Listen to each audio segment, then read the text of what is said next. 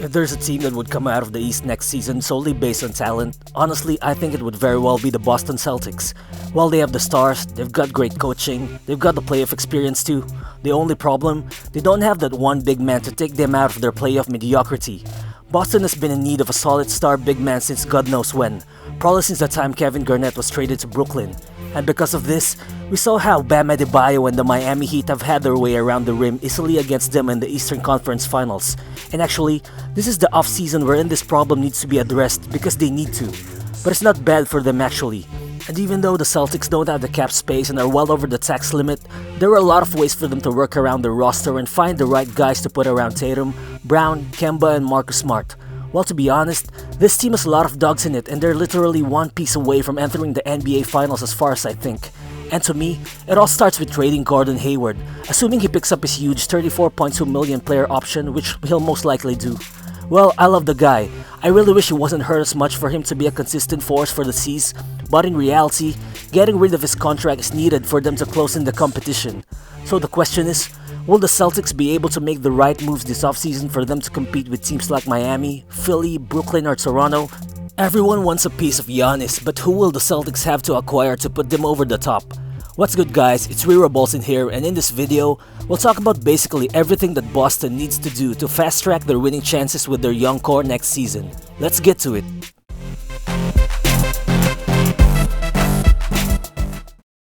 It isn't new to see a young promising star being overhyped in the NBA. Well, a lot of fans think Jayson Tatum is no different, but to me, this guy is a real star and a certified franchise player who can lead Boston to a championship in no time. This kid just made his first All-Star game but he's been leading Boston to 2 conference finals appearances in 3 years.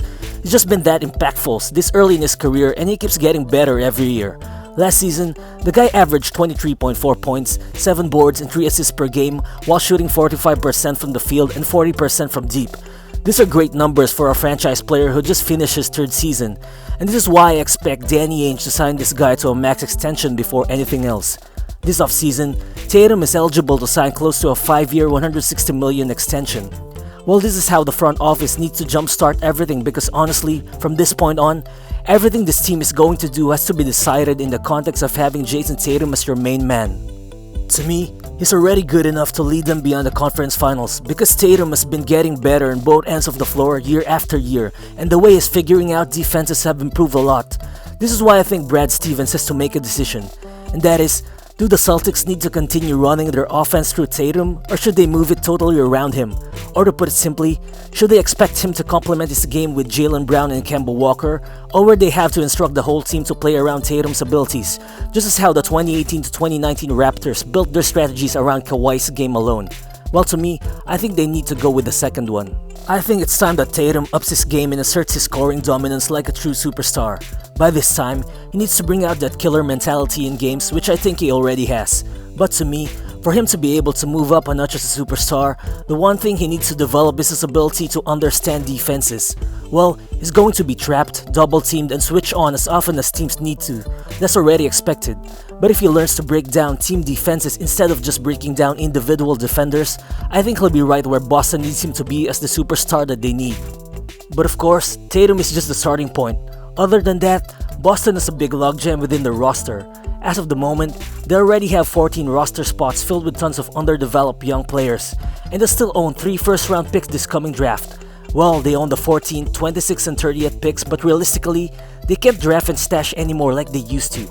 Well, of course, they can package these picks when trying to trade guys like Hayward for another winning player. But the thing is, they can also decide to look long-term and try to move up in the draft as far as the 8th pick by trading their 3 first-round selections. And why would they do it? Well, if they're lucky enough, they'll be able to select a guy like Killian Hayes or Onyeka Okongwu if they slip down the latter half of the top 10. Well, if Hayes is available, I think the Celtics should trade up for him. This kid is combo guard, a 6'4" French playmaker who has already played professionally in Europe, and he is considered by many as one of the top guards in this draft class. And well, I definitely see what the hype is all about. While he only averaged almost 13 points a game in the Euro Cup last season, there's more to his game than just the numbers. This kid can drive into the rim, shoot perimeter jumpers, and hit the 3 ball. Well, I see Hayes as somewhat like a Goran Dragic or a D'Angelo Russell type of guy.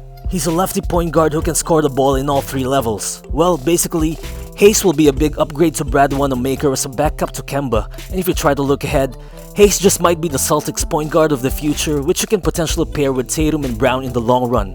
While considering that Kemba Walker is already 30 years old and he's had constant struggles with his knees, I think investing in a well-rounded point guard prospect with star potential such as Hayes isn't going to be a bad choice to look at this coming draft.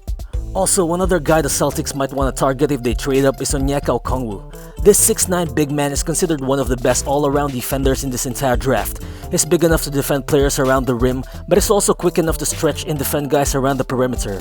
If you've watched this kid play, you'll see where the Bam Adebayo comparisons are coming from, at least on the defensive end. Well, it's all because of Okongwu's defensive switchability and elite rim protection. Well, he's not the best offensive big man in this draft class, but his interior passing and footwork alone are very enticing for any team who needs a perfect modern NBA big. Well, this is exactly what you need to look for in a potential target if you're the Celtics. Boston loves having versatile defenders regardless of position, with guys such as Jaylen Brown, Marcus Smart, or even Robert Williams. So I think if the rumors are true and they're really trying to move up for this guy, then they'll definitely have a chance of stealing one of the most versatile big man prospects that the league has had in recent years. But first things first, the Celtics need to address their gaping hole in the center position right by the get-go this offseason. Well, Daniel Theis is a serviceable big, but let's be real, he's often in foul trouble and he's not the starting big man you'll need if you're going to beat a team with Bam Adebayo, Joel Embiid, or Domantas Sabonis. Well, Enes Kanter won't cut it either because of his defensive shortcomings. The problem is that the Celtics just don't have the money to sign a really good center, but what they have is a legitimate trade chip in Gordon Hayward. Well, we've heard all rumors about Boston potentially going after Rudy Gobert this offseason via trade, and by all means, if Utah would be willing to entertain offers for the French big man, then there's no reason for Boston to hesitate in going after Gobert. But how exactly can he move the needle for the Celtics moving forward? Well, every NBA fan already knows how this guy works. He's a two-time Defensive Player of the Year who's been constantly one of the top 3 guys in contesting shots near the rim over the past few seasons. And come to think of it, last season alone, Gobert was the best player in the NBA in terms of limiting points per isolation per possession, ahead of guys such as Jeremy Grant and Drew Holiday, who are both great multi-positional defenders. Well, that's just proof as to how this guy has been able to continue his evolution as a big man, as he now consistently is able to switch to quicker guys in the perimeter. This guy has set tons of screens for Donovan Mitchell and has worked in the pick and roll time and time again in Utah. And if he comes to Boston, he'll surely open up tons of opportunities for Kemba Walker and Jayson Tatum, as they can either use him as a guy who constantly sets screens for them or as a lob threat who can just catch the ball near the rim with ease. Yeah, Gobert will also be Brad Stevens' primary defensive anchor, and I think he'll fit perfectly with the Celtics. And for sure, Gobert could be just the big man they need to win a chip. Well, I think the best package that Boston could offer Utah for Gobert would be like Gordon Hayward, Robert Williams, and the 14th overall pick in this draft. The only problem is, will that be enough to convince the Jazz to give up their longtime defensive anchor? Well, I think if it's true that the Jazz management wants a change of scenery by having new running mates with Donovan Mitchell, then that's good news for Boston. Unfortunately, I just think that there are tons of other teams who have far better assets to trade for Gobert. But at least, I think this Gordon Hayward trade package is at least a competitive one. But on a personal note, I'd really like the Celtics to trade for Steven Adams, and actually, I think a trade for him might even be more realistic than a Gobert trade. Well, I think Boston can straight up trade Hayward in the 14th pick in the draft to OKC, and he's probably gonna be a done deal. Well, I'm a Thunder fan, so it's definitely gonna be a bummer for me to see Adams leave, but well, I think it's probably time the Thunder move on from his big contract to prioritize the team's financial flexibility. While for the Celtics, Adams would be a great starting caliber big man who brings physicality, inside scoring, rebounding, and tough defense. Basically everything you'd ask for in a center. Well, he doesn't shoot threes, but if the Celtics play onto his strengths, then they just might have the big man they need to run with them long term. Adams is only 27, so he definitely fits their course timeline. And if he turns out to be a great fit for them, then I don't think it would be hard for him to negotiate a contract extension in 2021. Well, for the Thunder, they'll have another veteran all-around guy in Hayward who will be able to lead them even if Chris Paul and Gallinari leave. Plus, they get another first-round pick which they can add to their enormous draft haul. And though Hayward is a bad contract, this definitely won't be that bad for OKC's salary situation because it's an expiring deal. And the lottery pick that comes with him would be enough reason for the Thunder to say yes to this trade. Well, for all we know, Gordon Hayward still might be a Celtic when the season starts, but it's just hard to imagine them having the ability to go after immediate help if that's the case. Well, Danny Ainge is a savvy GM and he'll figure a way out of this one way or another for sure. And that's enough reason for me to believe that Boston has all the chances to crash the NBA Finals this next season. Well, the guys that they have on the team are winners and are tough competitors to begin with.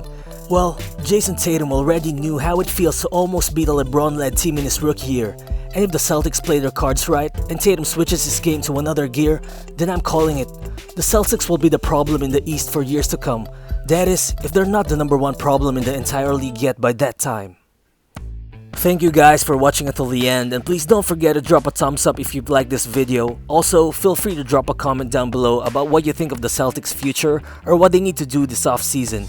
And I'm inviting you guys to subscribe to the channel as well because you don't want to miss some fire NBA content that I put out on a regular basis. Again, this is Riro, and I'll see you on the next one. Peace.